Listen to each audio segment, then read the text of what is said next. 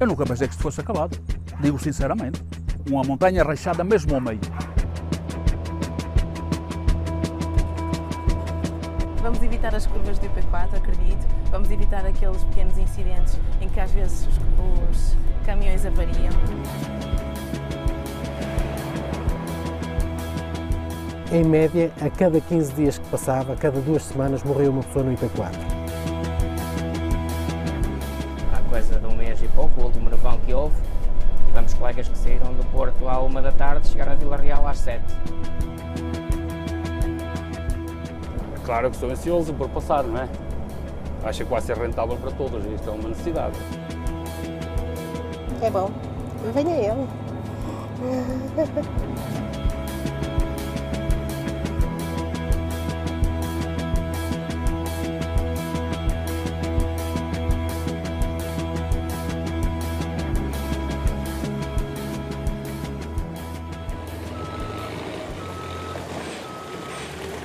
A ideia de rasgar o Marão, a sexta maior serra do país, nasceu há precisamente uma década. As obras conheceram altos e baixos. Muitos acreditaram que jamais chegariam ao fim. Mas eis que o maior túnel da Península Ibérica está finalmente pronto. São, na verdade, 2 túneis, 2 galerias paralelas, uma para cada sentido. Cada uma mede 5 km e 665 metros. Por aqui vão passar diariamente 13.500 veículos, 10% pesados, que não vão poder exceder os 100 km por hora. O túnel tem um declive constante de 2,5%, sobe ou desce conforme o sentido, cerca de 150 metros entre a boca de entrada e a de saída. É um desafio enorme, de facto é. Desde o momento em que cá chegamos até ao final, esta obra de facto representa muito para a engenharia portuguesa e chegou a haver cerca de 120 mineiros, só mineiros mesmo, no ataque das frentes de escavação. O túnel faz parte de um novo trajeto de autoestrada com 26 km, que vem agora ligar Amarante a Vila Real e completar o que faltava para Bragança e Porto ficarem ligados finalmente por autoestrada. No fundo, o novo troço é uma alternativa ao antigo traçado do IP4 que serpenteia o Marão e que tantas dores de cabeça dá a quem lá passa. Bom dia. Obrigado. Por favor. Bom dia. Ainda são 7 da manhã nesta estação de caminhonagem do Porto. Os passageiros entram no primeiro serviço de autocarros para Bragança, com paragem em Vila Real. Ainda é noite quando o autocarro parte. Até Vila Real há 1h30 de viagem, quase sempre sonolenta e silenciosa. Entre os passageiros, há cerca de 20 que fazem este percurso diariamente para trabalhar, só neste autocarro. Patrícia Cunha é educadora de infância. Há 3 anos que se vê obrigada a atravessar o IP4 no Marão, 2 vezes por dia. A dada altura nós passamos por dias em que apanhamos muito nevoeiro, muita chuva, muito vento e por muito que eles tentem ser excelentes profissionais que são, isso afeta sempre. Ainda por cima um autocarro que é alto, oscila sempre. Que o diga Fátima Fonseca, que há 7 anos vem apanhando sustos no IP4, a estrada que o túnel vem agora substituir. Ao descer ao Marão já vi acidentes que todos os dias, quando passo nesses mesmos sítios, fico sempre com aquela dor na barriga que nos dá. Jorge Azevedo faz há 6 anos esta viagem ao volante dos autocarros. Aos poucos foi-se ajustando aos caprichos da serra. Depois iremos apanhar nevoeiro, que nota-se que possivelmente no cima vai haver nevoeiro. Às vezes apanhamos mais, aquele nevoeiro mesmo cerrado. Geralmente é neste horário, principalmente de manhã, que os caminhões estão quase todos a subir, principalmente caminhões de combustível, são os que apanhamos frequentemente aí de manhã. E se há algum que avaria num troço de via única, a espera pode durar 1 hora. A alternativa é esperar que chegue os do século XXI para tirar os mecos aqui do centro da estrada para conseguirmos passar o caminhão, porque senão, nesse sentido, não conseguimos passar o caminhão. Fátima e Patrícia já se habituaram aos ritmos do Marão mas há uma coisa que nunca se hão de acostumar nesta estrada: a neve e o gelo. Não entra em pânico, não entra em pânico. Pronto. Tenha calma, tenha calma. É a primeira vez que estou a andar sobre o gelo. Estou extremamente nervosa, não estou habituada. O meu carro derrapa por tudo quanto é sítio. Está muito escorregadio. Nós não estamos mesmo a subir, o carro foge um pedacinho, por isso acho que é preciso ter muito cuidado. Os carros, desde que não têm tração, ficam aí empancados.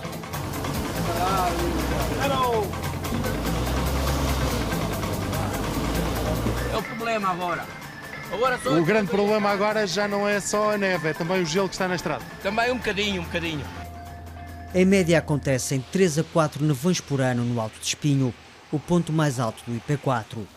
Mas só em fevereiro de há 2 anos, por exemplo, houve 14 alertas de neve.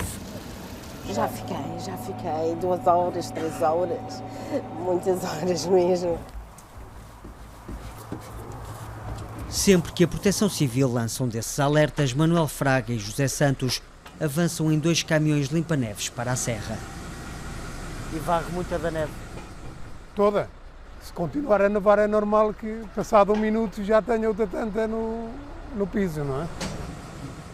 Cabe a eles manobrar as poderosas lâminas frontais dos caminhões pelo traçado do IP4 e ao mesmo tempo lançar sal na estrada para que a neve e o gelo derretam. O problema do gelo é monitorizado neste Centro de Assistência e Manutenção das Autoestradas 21, a concessionária do IP4. Aqui mantém-se uma atenção permanente às questões meteorológicas. Ao mínimo constrangimento que acontece, seja com um pesado ou com um ligeiro que perde a tração e tem dificuldades em avançar, surgem situações de acumulação de tráfego, o que vai implicar com que os limpa-neves não consigam fazer o seu trabalho porque estão parados na fila.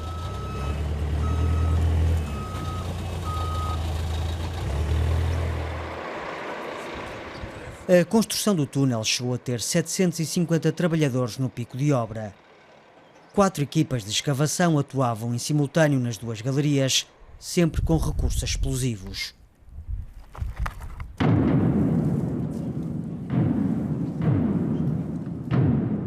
Fazia-se em cada pega cerca de 150 furos, com 5 metros de extensão. Os furos eram de seguida cheios com explosivos. Era dada a pega de fogo.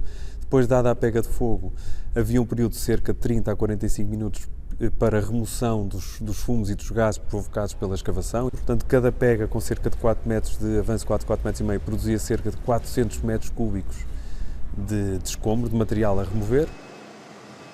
Houve mais de 1000 pegas de fogo. As escavações chegaram a evoluir 18 metros por dia, sem qualquer acidente ou vítima. Antes da grande inauguração, ultimam-se os pormenores de uma obra que pensou em todos os detalhes, como, por exemplo, o escoamento de águas. O piso do túnel é desnivelado para que os líquidos possam escorrer para as bermas. Há a drenagem das águas pluviais, que são as águas que correm no pavimento, que são encaminhadas para um sistema de caleira de rasgo, como se vê ali junto ao lancil, e há um segundo sistema que é o tal, que é da drenagem do maciço, digamos assim, que são as águas recolhidas pelo sistema de impermeabilização que está por fora deste revestimento definitivo que aqui vemos, que recolhe as águas do maciço e encaminha para dois tubos de drenagem longitudinais. Livre trânsito para as águas numa obra que quer ser também uma espécie de via verde para a circulação dos pesados. Eles que tantas vezes avariam no Marão, com prejuízos inegáveis para as empresas transmontanas.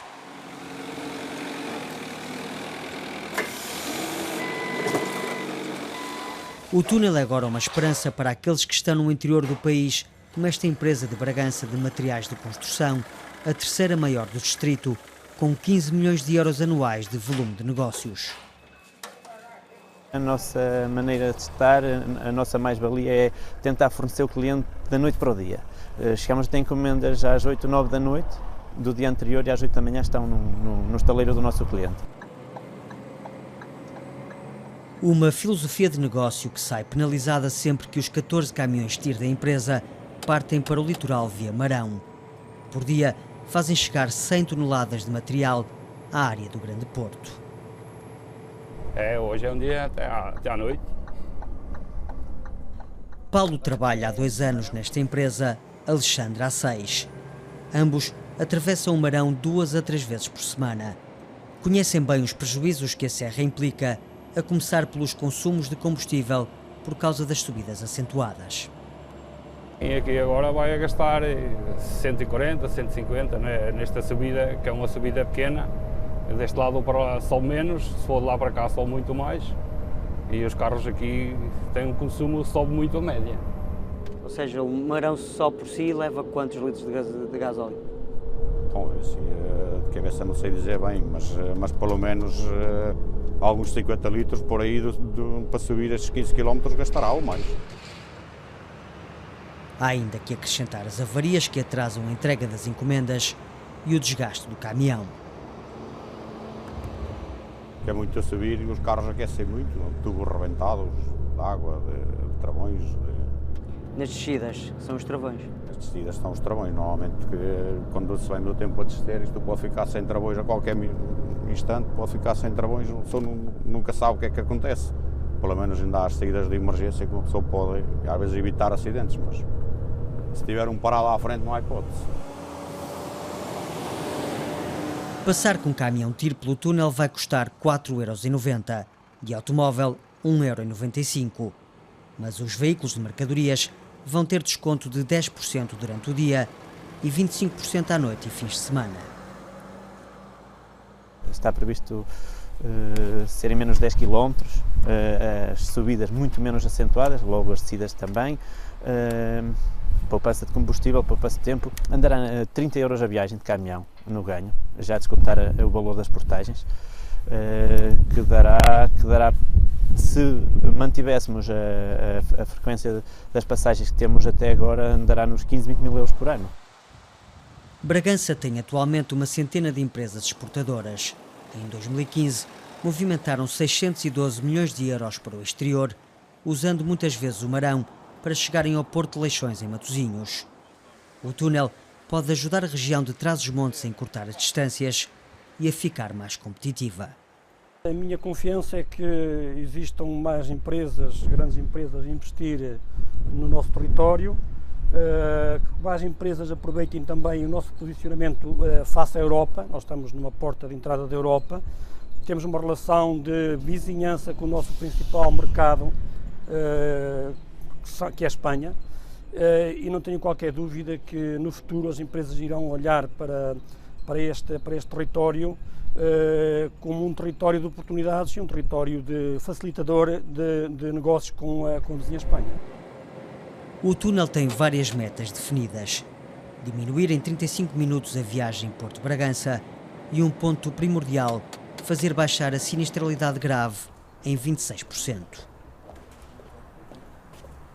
Eu digo muitas das vezes, até ao comandante e aos nossos bombeiros, eu se fosse um desenhador, se fosse uma pessoa que tivesse a mente de fazer o desenho, eu desenhava-lhe aqui todos os acidentes ao pormenor do princípio ao fim.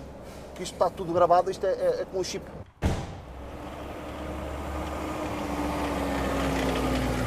É aos bombeiros voluntários da Cruz Branca em Vila Real que cabe a difícil tarefa de dar socorro a muitos dos acidentes do IP4. Nos anos negros desta via, antes das obras de requalificação em 2005, perdiam a vida aqui em média 24 pessoas por ano.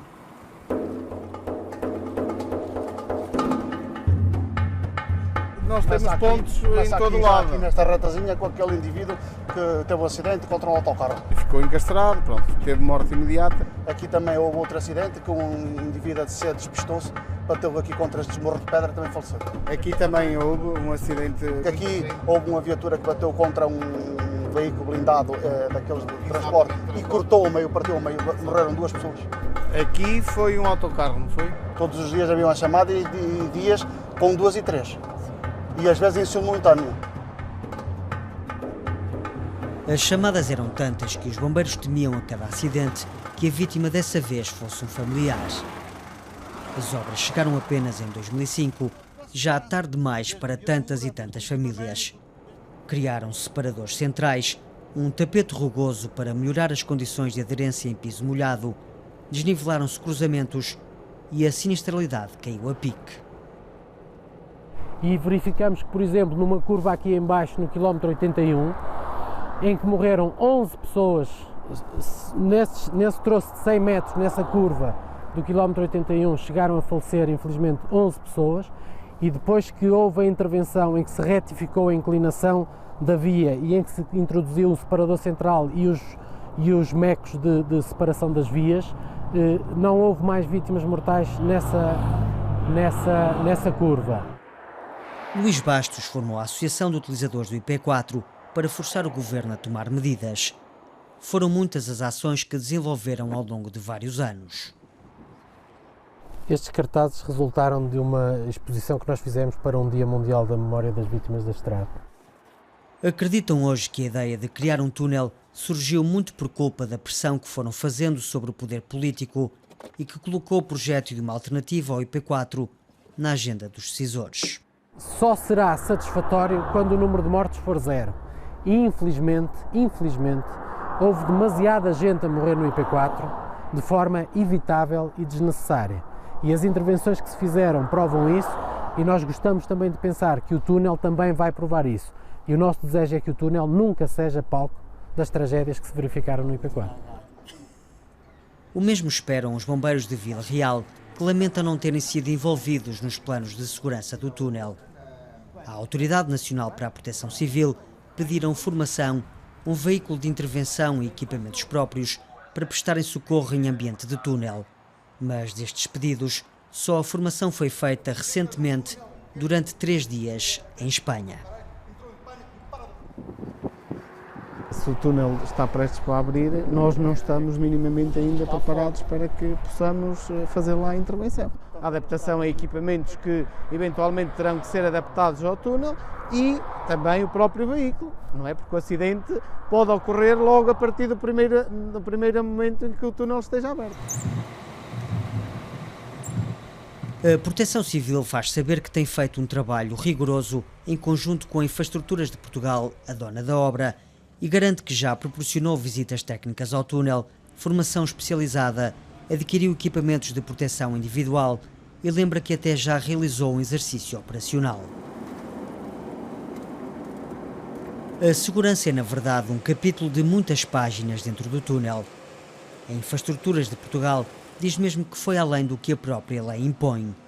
O túnel tem câmaras de videovigilância de 120 em 120 metros, monitorizadas em pelo menos 2 centros de controlo. Nas paredes há também um sistema de megafones que pode lançar alertas aos condutores para que se dirijam para as galerias de emergência em caso de acidente. A mensagem de voz que corre no sistema de megafonia corre também sobre a emissão de rádio que a pessoa esteja a ouvir, portanto vão funcionar aqui 4 emissões de rádio e sobre a emissão de rádio que a pessoa esteja a ouvir corre igualmente a tal mensagem de encaminhamento das pessoas. Cada túnel tem 46 ventiladores de impulso que podem normalizar a atmosfera interna. Um cabo de fibra laser mede as diferenças de temperatura e alerta para possíveis incêndios. Sensores ambientais medem níveis de CO2 e óxido nítrico e pelo túnel há ainda bocas de incêndio a cada 180 metros, alimentadas através deste tubo.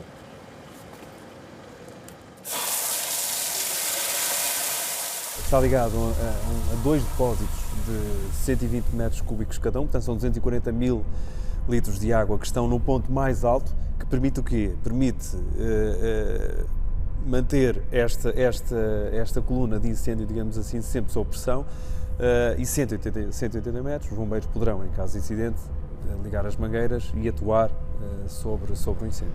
O túnel pode também ser evacuado em minutos, graças à existência de 13 galerias de emergência a cada 400 metros.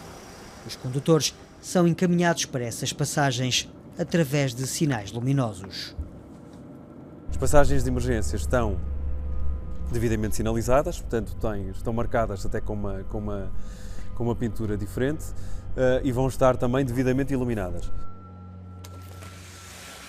Ao abrir estas portas das galerias de emergência, automaticamente a câmara que está aqui em cima liga, portanto, e capta também tudo o que aqui se passa. O sistema de megafonia também, portanto, é transporte aqui para dentro para as pessoas serem devidamente encaminhadas. O princípio é que esta galeria sirva apenas de evacuação, ou seja, havendo um incidente, um incêndio, automaticamente numa galeria, a outra encerra, desde logo para a atuação dos serviços de emergência externos. Portanto, as pessoas são encaminhadas, lá está, e aqui a ventilação assegura o equilíbrio de pressões, as pessoas são encaminhadas para esta galeria e desta para a outra que passa a funcionar como galeria de emergência. Está tudo a postos, mas para trás fica um longo caminho. A cronologia do para-arranca desta obra começa em junho de 2009, altura em que a empreitada avança, e só termina em novembro de 2014, quando a construção retomou depois de várias suspensões. A primeira por causa de uma providência cautelar das águas do Marão, a segunda de 3 anos, em junho de 2011, por causa da concessionária da obra. A Infratúnel parou a empreitada por alegada falta de financiamento. O Estado decide então resgatar a parceria público-privada por justa causa e entrega a obra à Infraestruturas de Portugal, que retoma a construção depois de 46 meses de paragem. Numa manobra para poupar dinheiro, o Governo decide estimular a concorrência e divide a obra em 3 concursos públicos. Os acessos a poente de 10 km são adjudicados à Opway por 29,5 milhões de euros. Os acessos a nascente, também de 10 km, são entregues ao consórcio Ferrovial Agroman por 28,8 milhões de euros. O túnel é adjudicado ao consórcio Teixeira Duarte e Epos por o valor de 88,1 milhões de euros. Contas feitas, a obra custou entre 260 a 270 milhões de euros, quando inicialmente a parceria público-privada estimava 350 milhões. José Carvalho tem vista de casa para uma das entradas do túnel na freguesia de Campeã. Mas para ele, a obra, ao invés de vantagens, só trouxe dores de cabeça.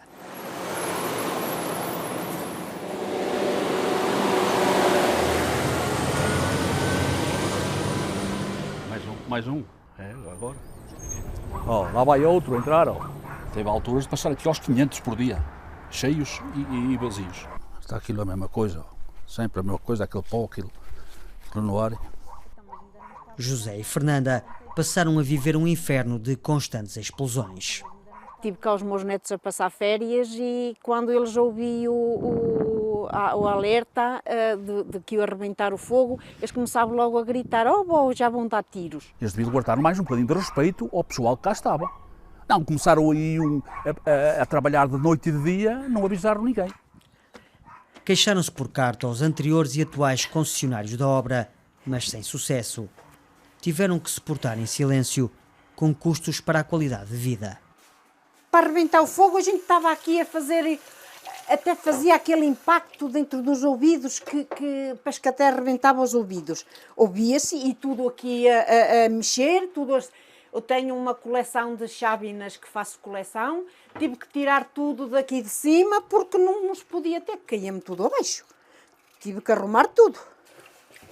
Isto é uma medicação que me foi receitada, tive que andar em 2 especialistas, portanto, tenho aqui a medicação que tive dias de andar a tomar 13 comprimidos por dia, derivado, portanto, este nervosismo, esta ansiedade, esta coisa de, pronto, agora acontece isto, e agora acontece outra coisa, e eu não vou dormir, e eu não durmo. Agarrava no carro, ia-nos lá para cima, para a floresta, para descansar ao menos um bocadinho, e para este barulho no cheio do ouvido, para descansar um bocadinho. É um azar, não é? É complicado. O número foi mesmo acertado para aqui, o número 13. É o número do azar. O azar vai bater também à porta de vários restaurantes que servem os trabalhadores da obra. Fizemos com batata frita e arroz, moelas e massa com carne. Na freguesia de Campeã, este restaurante, bem perto da Nacional 15, chegou a servir 200 diárias de almoço e jantar. Com o fim da empreitada, o negócio fica em risco. Vamos nos limitar a governarmos com o que ganhamos. Acha que vai ter que fechar o restaurante? Não queria. Não queria porque a casa é nossa, não é? Não pagamos renda. E se for preciso, os filhos só comem e não ganham nada. Vão notar uma diferença enorme, porque esta estrada tem pouco trânsito. A partir do momento em que abriram o IP4 tem pouco trânsito, portanto vão ter dificuldades. Vai acontecer o que acontece em muitos lados. Quando há obras, a restauração e outros estabelecimentos fazem um bom negócio, acabando as obras, isto é como tudo, é a lei da vida.